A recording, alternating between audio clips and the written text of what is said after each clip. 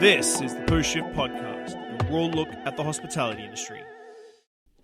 Welcome, Post Shifters, to another episode of the Post Shift Podcast. I am your host, Shawn Soole, obviously.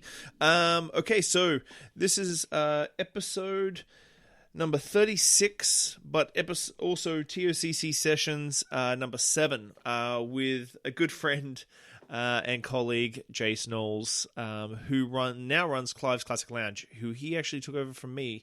So we talk a little bit about taking over a legacy like Clive's. We have a little bit of a joke at the very start. I was going to edit it out, but I thought it was hilarious, so I decided to keep it. But he really talks about where he came from and really the deep dive it took to go from who he was and what he was doing in Saskatoon to taking over something like Clive's. And Clive's is a beast. It will always be a beast. And I still have a soft spot always. And Clive's is now 10 years old, which is a big landmark.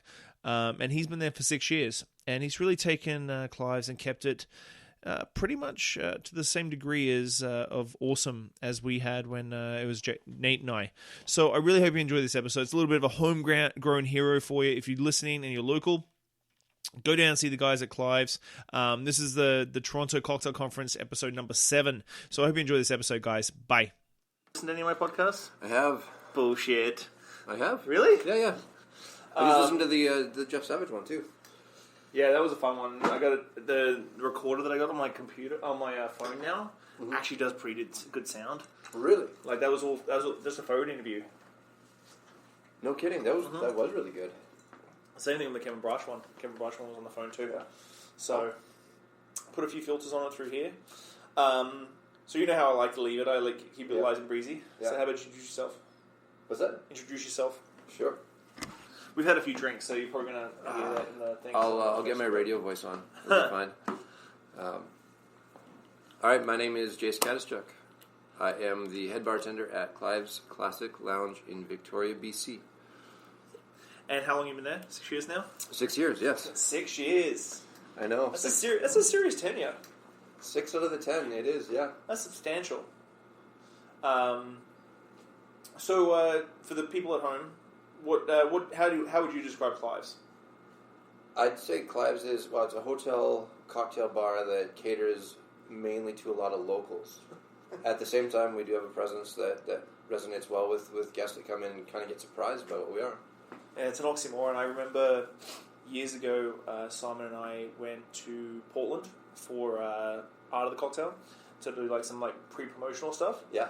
And we were staying in this hotel up in the Mission District, I think it is. And funny thing is, we were walking down to the lobby, and we're like, "Oh, should we check out the lobby bar?"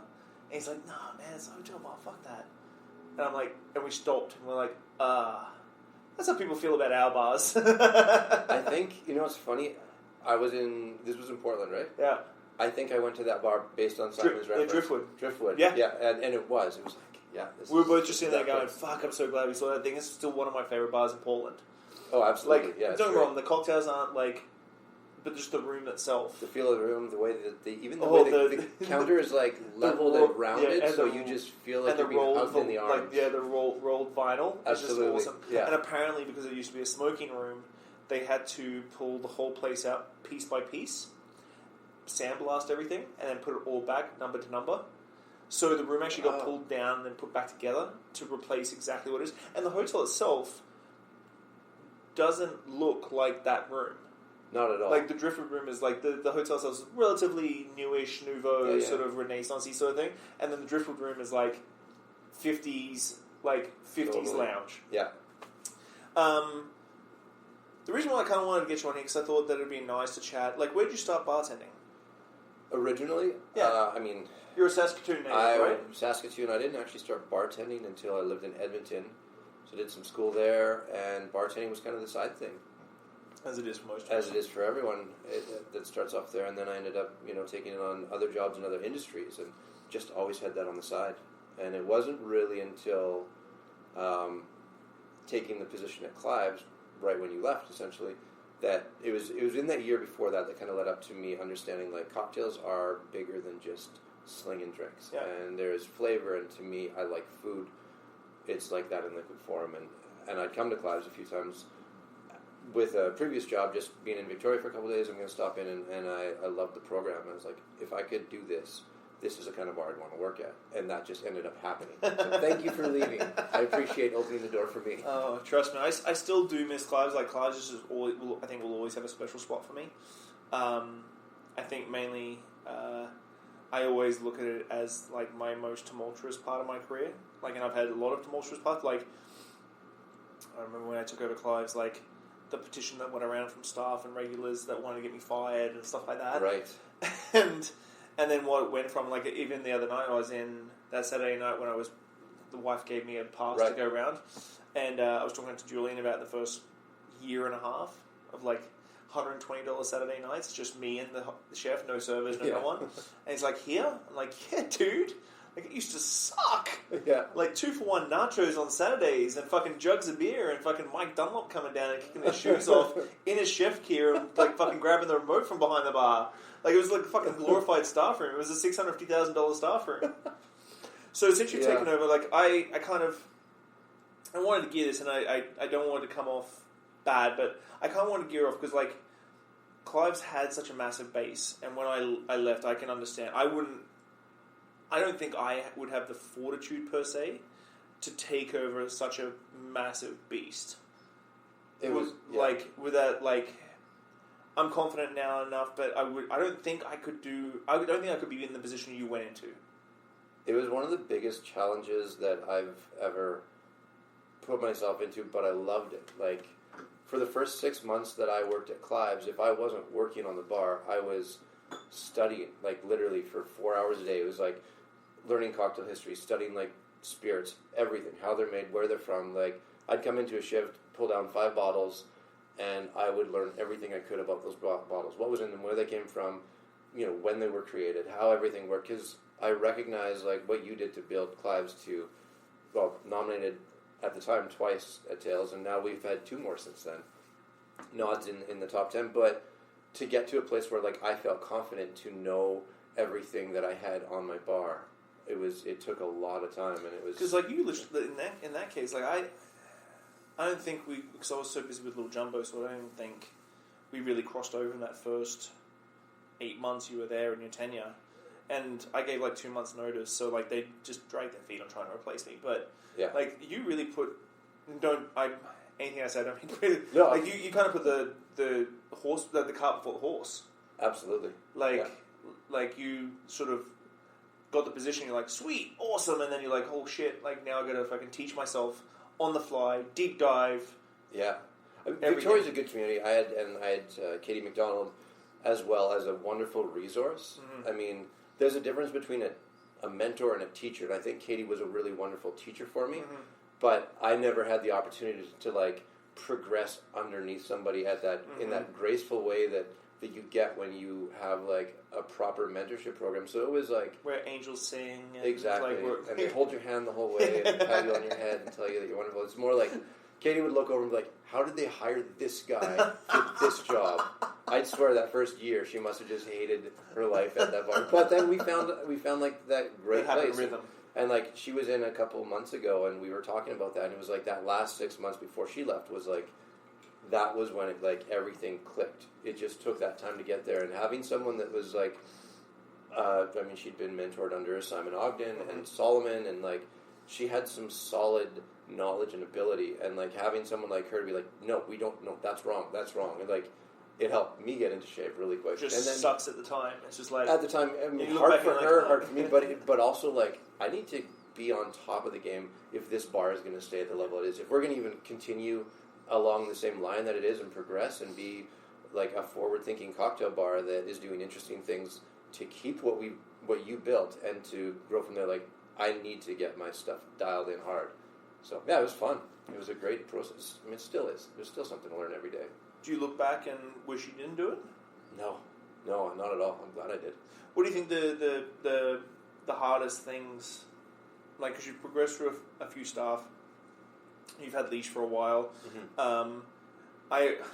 To be honest, I fucking hate you sometimes, purely because you get the perks that I was screaming for 4 years. So, we're talking about this, yeah. Like, because, like, it used to be me and Nate, right, and that was it. Like, there was George, Yeah. and then the servers.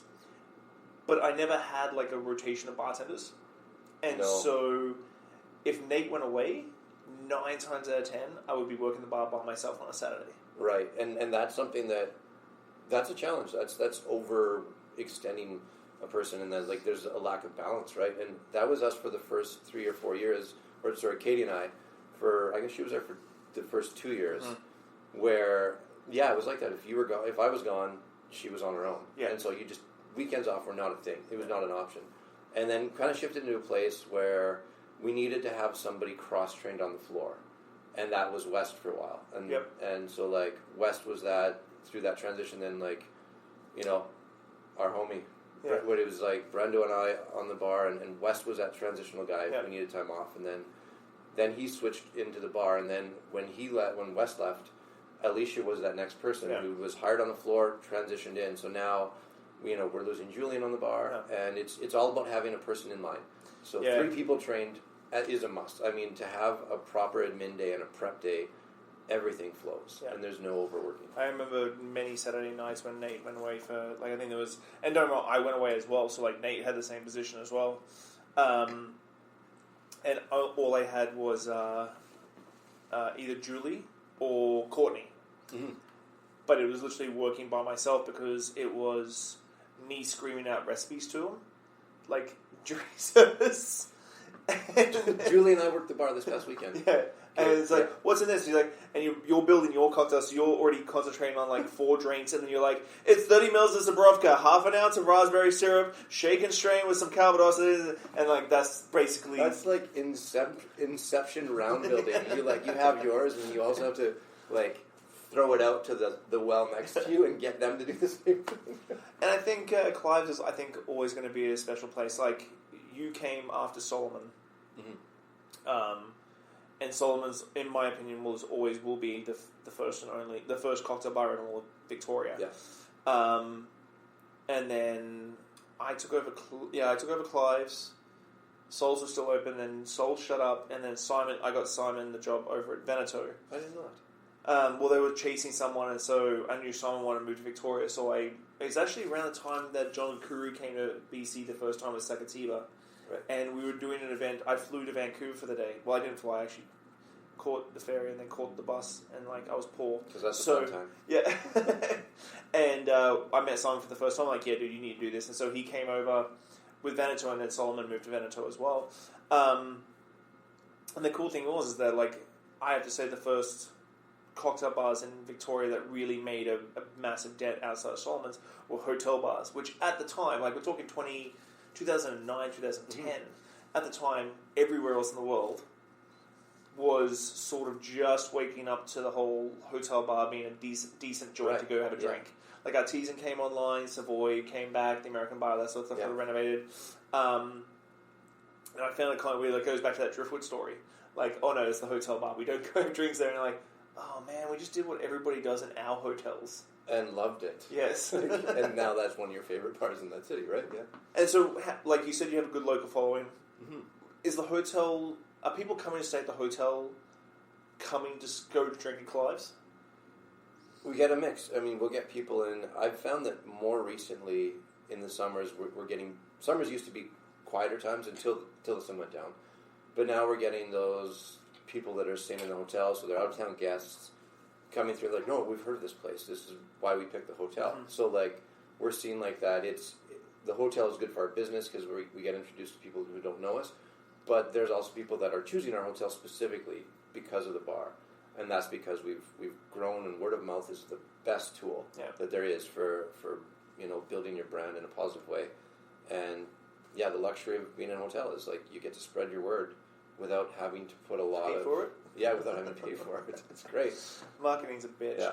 So let's get away from Clive. On a personal level, you've grown into the position at Clive's for 6 years, which is a substantial amount of time. I can't believe it's 6 years. I can't believe it's been 10 years. I was talking to the guys at Veneto the other day, and I took over Clive's 10 years ago. Yeah. All the stuff I've done in 10 years, it's just mental. You've got time. When young bartenders start getting up at about, they're 26, and they're like, I haven't done enough. I'm like, dude, you're 26. Suck it up. Yeah, Like, you can do a lot. I didn't start at Clive's until I was 35 years old. Really? I'm a really old person. Yeah.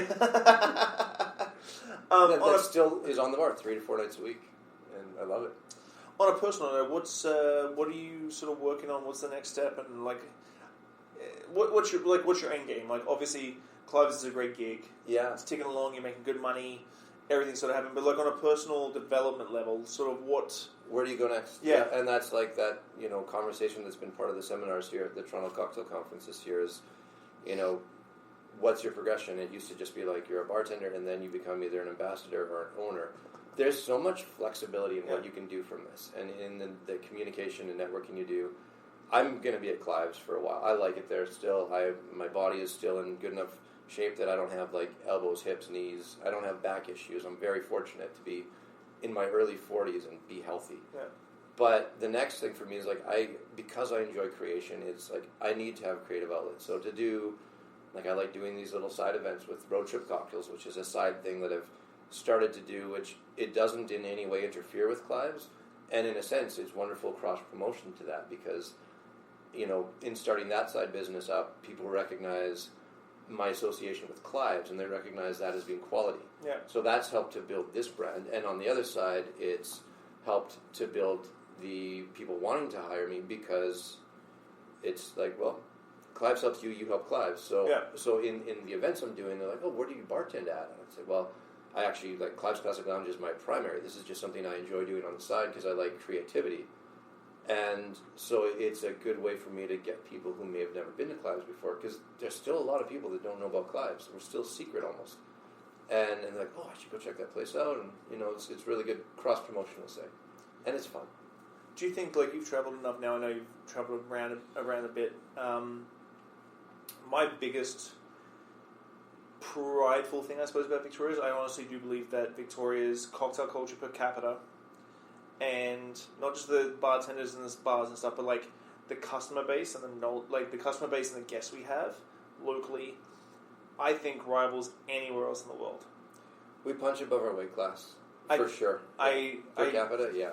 I think, like, now I'm really, really traveling a lot. Like, I think Victoria's just the bartender quality, the bars we have. Well, there's only, I would say, like, there's probably.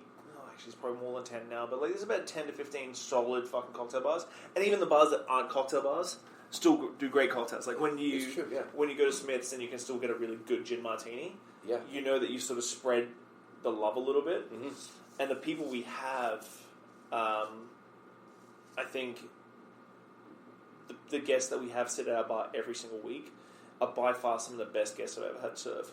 They make you have to know your stuff. Because they know their stuff. Like, they will come to your bar. But not in a douchey way. Not like, I read an article. Like, not in, I read an article and I know about the old-fashioned. Like, in a honestly nurturing way. Exactly. Like, in a way they're like, oh, I really want to try this. Let's work this together. Yeah. Like, I saw this new cocktail. Can we work that out together? Yeah, or they're like, I heard of this new Amaro. I really want to try it in something like a View Carré. Yeah. What do you think? And you're right. But where else do you get guests that, like, know... like what all the ingredients in a View Carré are. There's a few, but if you're not a bartender, you don't have a reason to know that cocktail. But our guests, like, our regulars in our city they're educated guests, and they're cool cocktails. And they're exactly. It's not like a Manhattan martini, old fashioned. Yeah, that sort of thing. It's like View Carré is a cool cocktail. Yeah, in Victoria. I love that I can go to places now that aren't cocktail bars and order it, and they know it. Yeah, like that's like the information, the education has grown past. Can I grab in Toronto? No problems at all. Really? Yeah, of course. Yeah, and you kind of want to high-five them for being a dive bar that knows how to make a proper Toronto cocktail. Well, I think Lucky Bar has barrel-aged cocktails. Yeah. I don't go to Lucky Bar, but I've heard from West that Lucky Bar has... Lucky Bar has barrel-aged cocktails. Right. You kind of know it's jumped the shark when the freaking local dive bar has barrel-aged cocktails. Yeah, that's true. What do you love about Victoria? Like you've travelled a bit. You're not a Victorian native per se, which back in the day was always a struggle for me because Solomon being Solomon, like it was like in when Sol's opened, he's restaurant royalty. Like he is literally the prince of the kingdom. Yeah. When it comes to and when he opens his own place, like big time. And then when I opened up, when I took over Clive's, Victoria didn't turn against me, but it was definitely like, oh, you're the guy that opposes Solomon. I'm like, whoa, me and Sol are best friends. Yeah. So what, like, as a cocktail bar in Victoria, like, what is it about Victoria that, makes you want to stay? It's the perfect place to have a balance in life, 12 months of the year where you can be outdoors and active. And maybe that's part of why, like, I'm healthy behind the bar at 41 years old, because I'm like, you have to seek out the opportunity to disconnect from work, or from thinking about cocktails, in order to maintain that, like, interest and the creative element that it doesn't become a chore when you can shut it off and take your weekends and actually, like, go up island and jump in a lake. Not even that, drive for 20 minutes and you can jump in a lake somewhere and just, like, enjoy an afternoon. 20 minutes is a long time for Victorians. Yeah, I know, it's crazy. I used to commute for an hour and a half in Edmonton, South Edmonton to downtown to get to work. And, yeah, 20 minutes is nothing. Yeah, that's the thing, is like with everything I'm doing right now in Singapore and stuff, like, everyone's like, oh, you're going to move? I'm like, no. Like, Victoria's a very special place in the way, like, my wife is born and bred, so that's never going to happen with the fact that she was born and bred in Victoria. She's never moving. Yeah. She's never lived anywhere else in her life. Always Victoria. What do you think's next for Cocktail Culture Victoria? Because I know, like, apart from FTW and the stuff that we've sort of done, like, what do you think's next for Victoria? Like, what's the next thing we need to push the boundary on? And, like, what's the next elements that we need to, like, push forward with? That's a really good question. I mean, when I first started in Victoria 6 years ago, Clive's, people stayed at the bars they worked at for years, and they built culture that way. Whereas the last couple of years, there's a lot of shuffle. And I remember the first few years I'd see that, like, in Vancouver, people moved around a lot. I was like, I really like how Victoria, like, you know that when you go here, this person's here and they've been here for a long time, and they, you know, they get a real sense about their place and build a culture. And we've had a lot of shuffle, so I'm hoping it's just kind of starting to settle.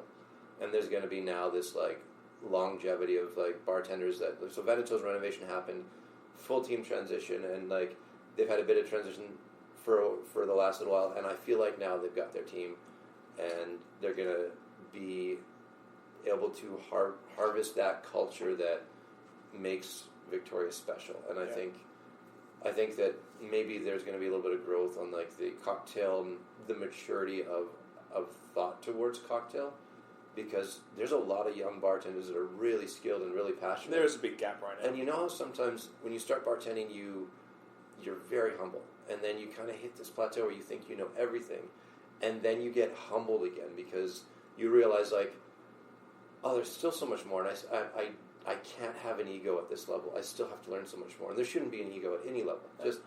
And I feel like we're kind of stepping in that place. There's a lot of new within the last 2 to 3 year bartenders who are now, like, ripening and getting really mature. And I think that, so we're going to have, like, mature growth opposed to, like, really fast new growth. Yeah. It's going to be, like, depth and growth. And that's going to help, like, provide education and support to our community. Well, I interviewed Z a little while ago in Singapore, and he put up a good point, and I think a little bit happened in Victoria to a degree, where he said, like, back in the early 2000s in Australia, the biggest issue was that you get to a bar manager and all of a sudden you become a brand ambassador, and it creates this massive vacuum. Mm-hmm. And I kind of feel that that's where Victoria's been the last 2 years or so, mainly because, like, Simon retired. Yeah. Like, Solomon really just stepped out from behind the bar completely with Pagliacci's, and then... Well, from me, I stepped away from bartending. Mm-hmm. I was getting too fucking old. But you're younger than me by, like, 3 years. But I stepped away from the bar to sort of focus on the other projects that I was happy with, and I think it did create this sort of huge vacuum. Like, literally, like, no offense, the oldest guy in town that's still actively bartending is you. Wow, that's actually true. But then there's a really big gap between, like, I would say probably maybe Nate, Kyle, and Vinny. Yeah. So we're talking like a 5 to 6 year gap. Yeah. And so I think that vacuum has unfortunately and fortunately pushed a lot of young bartenders into positions that they've had to mold themselves to. Some have failed, some have really grown in it. But I think now I think we'll see that thing again. I think so. And I think there is kind of a responsibility on, I mean, I've been there long enough to be one of those people that needs to take that step forward to like harness this community and see that growth and like recognize that if we don't have like someone kind of taking the reins and keeping our community tight, we're not going to see the kind of growth that we did when it was like you and Saul and Simon, and like the bartender boot camp thing that started up a few years ago under Simon's reign was a wonderful thing, and that's kind of like drifted. Although it's happened, you know, it's more like, oh, let's have a fun competition and drink some cocktails. Whereas like we're getting education from specific spirits, but Simon brought a mentorship that just kind of like umbrellaed the whole city. And like I think that was something that you had through Clive's and then Jumbo, but then you kind of moved into more of the consulting thing. So we didn't have a resident mentor for the city, and so that does kind of like fall on the shoulders of myself and like you said, like Kyle or Nate, who's now he's probably the longest standing bartender now. Yeah, he's close. Yeah, and you're right, Vinny over there. Yeah, he's a great guy. But yeah, no, there's definitely an opportunity for us to see more growth, but we need to put the effort in. Yeah, definitely. Yeah. I think on that note, I think we've talked about fucking everything. Yeah. I think we nailed through everything. Told you it wouldn't take too long. Everything on the bullet, yeah. We did it all. Thanks for having me here. No, thanks, buddy. Yeah. I appreciate the fact that you came up to my random hotel room. It's not creepy at all. Those really low, dim lights above the bed, that's not creepy. No, not at all. No. Like, Matt Jones walked in, he's like, dude, this is like a porn set. I wonder why you had 3 cameras all facing the bed. Now I know. Okay. Thanks, buddy. Appreciate it. Thank you very much. Thanks, Post Shifters. I hope you enjoyed that episode. If you're listening, whatever platform you're on, give me a good rating, subscribe, listen along. I'm going to keep going. I really enjoy sitting down with people and learning where they're from, what they did, and how they got to where they were. So if you love it, give me a good 5 stars. If you don't, give me 1 and I'll try harder.